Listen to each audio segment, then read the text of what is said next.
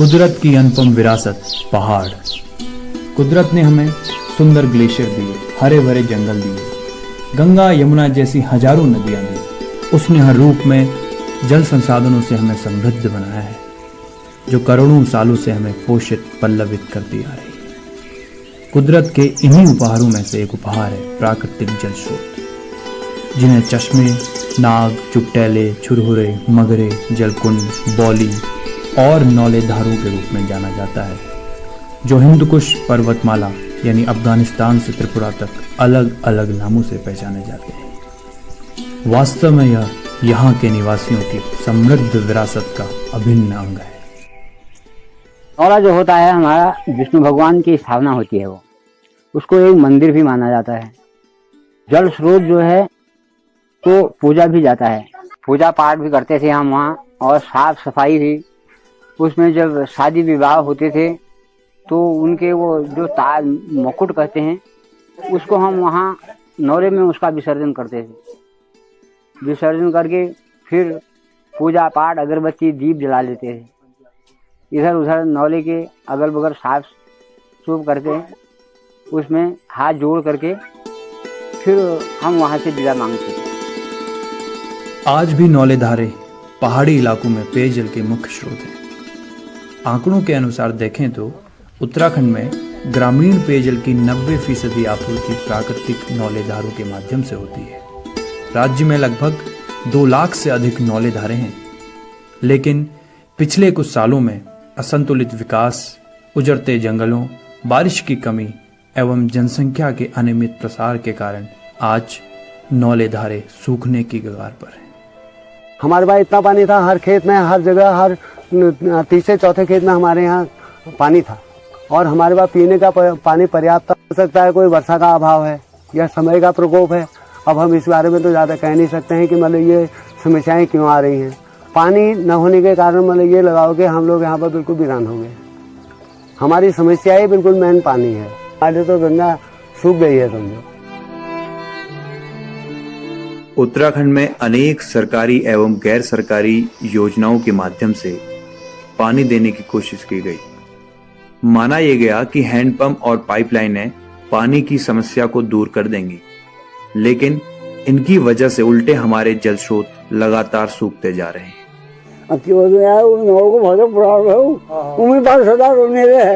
हाँ, ये पाइपलाइन में बनाया गया, जब महात्मा की पूरी है तो सूख जाए, अंदर नहीं सूख, कभी नहीं सूख। मैंने अपने जीवन में 190 वर्ष में कहूँगी, अब मैं आगे बढ़, अब मैं कहीं बढ़ू तो मुझे बढ़ू, वो तो काम कर रहे हैं।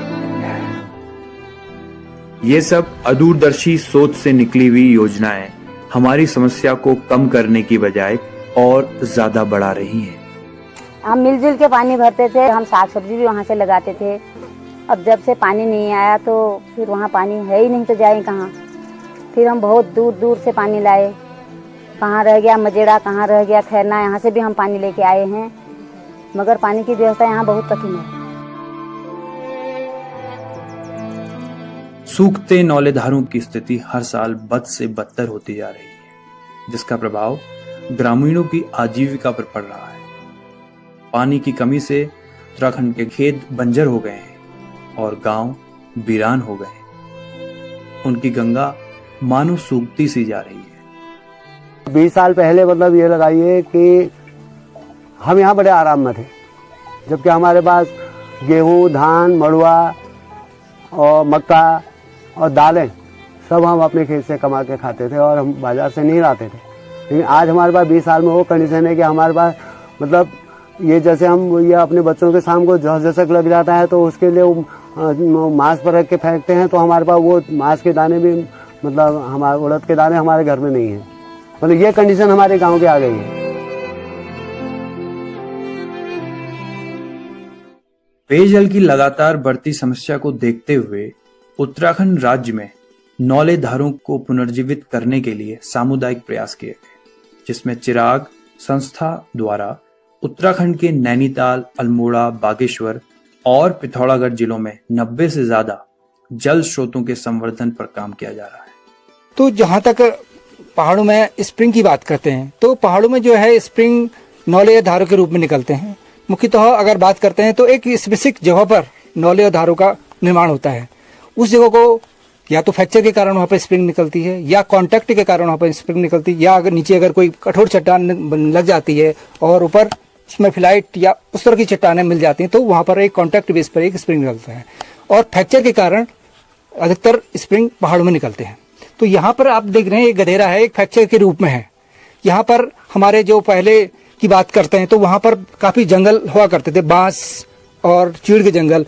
हालांकि बांस बहुत ज़्यादा था पहले, तो धीरे धीरे जो है आबादी का जो है दबाव बढ़ता गया, लोगों ने पेड़ काटना शुरू कर दिया, तो धीरे धीरे जो है स्प्रिंग पर जो है रिचार्ज होना कम होता गया। पहली चीज की क्वार्टजाइट अपने आप में जो पत्थर का अपना गुण है कि वो पानी को नीचे नहीं जाना देता, केवल दरारों के माध्यम से उसमें जाता है और पानी स्टोरेज की पावर उसमें उतनी नहीं रहती है अपेक्षाकृत नाइस और शिष्ट से। और दूसरा लाल मिट्टी का एक है कि उसमें जब भी रेनफॉल होता है तो सन ऑफ रेनफॉल बहुत तेज होता है, उसमें बहाव इतनी तेजी से होता है कि अगर थोड़ी सी भी बारिश हो या तेज बहाव की बारिश हो तो उसमें ऊपर ही ऊपर निकलता है तो जमीन के अंदर पहुंच नहीं पाता है। और चीड़ का एक अपने आप में यह है कि वो ज्यादा पानी को रोकता नहीं है, बहुत लंबे समय तक वो पानी को ना ही रिसाव कर सकता है और ना ही पानी को रोकता है। तो ये तीनों ही चीज हमारे स्रोत के लिए बड़े हानिकारक थे। वर्तमान में जो हमारे पानी के जल स्रोत सूख रहे हैं उसको लेकर के हम ज्यादातर कम्युनिटी के साथ बातचीत करते हैं कि उनको नौले का क्या रिश्ता है उनके जीवन में, उसके बारे में बातचीत करते हैं। और जो पुराने नौले बनाए गए हैं वो बहुत अच्छी तरीके से बनाए गए हैं।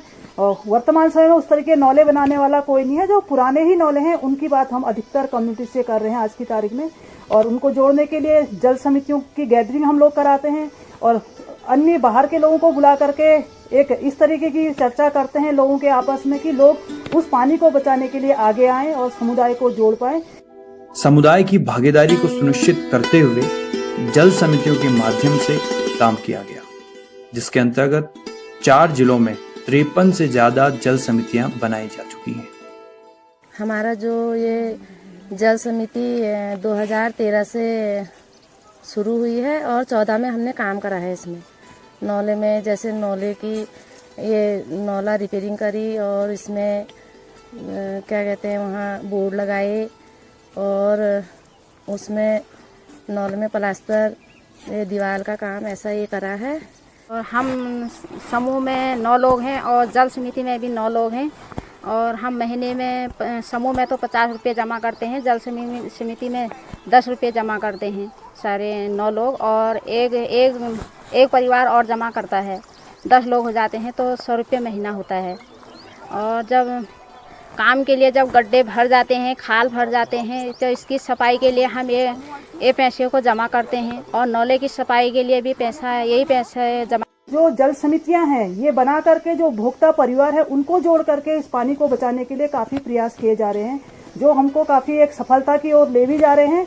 और हम देख भी रहे हैं कि लोग इस पानी को बचाने के लिए एक जल समिति के माध्यम से अपना कोर्स बना रहे हैं और लोगों को घर घर में जाकर समझाने का प्रयास कर रहे हैं। और साथ में हम लोग जहाँ पर दिक्कत आती है उनको हम लोग खुद जा करके कम्युनिटी से बात करते हैं और उनको समझाते हैं कि पानी हमारे लिए कितना महत्वपूर्ण है। सेंट्रल ग्राउंड वाटर बोर्ड भूजल दोहन को वाटर डेवलपमेंट मानता है, जो हकीकत में नेगेटिव डेवलपमेंट है।